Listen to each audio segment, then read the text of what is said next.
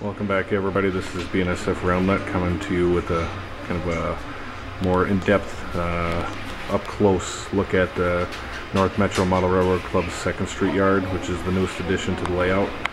So we'll start off here. The lines you're looking at are going to be basically, it's our Hinckley sub, which is the middle track of the three. The right-hand side will be the siding, and then this new lead track coming off here is a track we just installed to go to some temporary staging.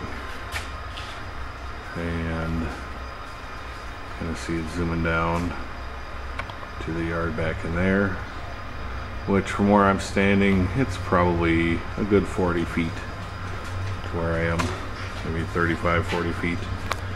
But eventually there will be other tracks laid in here. This is, like I said, just to kind of more or less give us some operating room to park some trains as the layout kind of gets a little clustered with some unit trains and other through freights and stuff like that. So we needed some place to store some cars since we don't have the big yards built up underneath Northtown. So what we're looking at here is just coming into a yard, and right now we have just built up some of the local trains that'll switch out the cities. So with this first track, you have your Cambridge local, 30 cars max, and then there's a couple things as far as picking up a couple cars at Staples and then switching out your trains. So these are really rough kind of local trains, just if somebody wants to come down here and play with something and operate a city, switch some cars out and kind of keep some things changing for us. So it's not anything, nothing's entered into the computers, so it doesn't matter if you spot a car or you forget to do something, just something to more or less play with. So, and then you got your Rush City Green turn, it's a 25 car train, and then you got your Brainerd, St. Cloud local, and then all these cars sitting in the train have duplicates on the layout right now. So for right now, you can just go there. If an industry has 4, say these lumber cars or 2 lumber cars or something, swap out those 2, pick up 2, head on back. So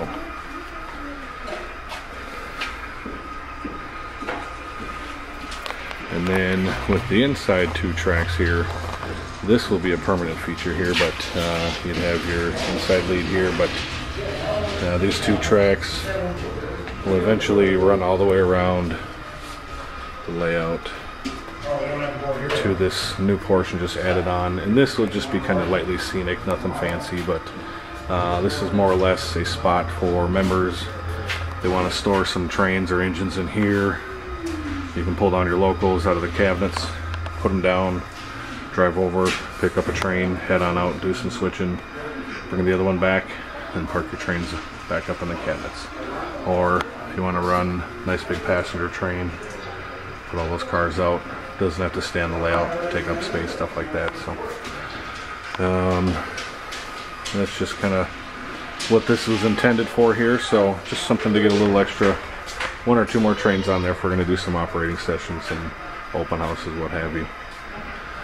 So other than that, this is kind of that newest portion. This is just secured to the wall, and we put some storage below, so members are just sticking some stuff underneath there, getting it out from underneath the layout itself, less clutter. And then what it all comes down to for the access point is with this bridge. And being that a couple members are members of the Minnesota Fremo, they use the kind of same techniques with these PC ties to have a nice kind of flush joint as you go through there. And you can see with the levelness, it's all nice and level. And all I do is just pull this apart, and then this thing will basically slide back over. And there's a little magnet there, magnet on the inside of the wood, and that'll pull it tight, keep it secure. And then when this is gapped and the rails aren't touching, there's going to be no power basically from that switch right there. The tracks go dead, and then you don't have basically power to get through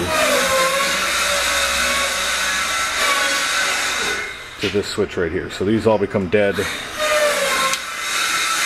once these tracks are open. And there's my girls kind of trying to hide from the camera, but I'm shooting them right now. So say hi, girls.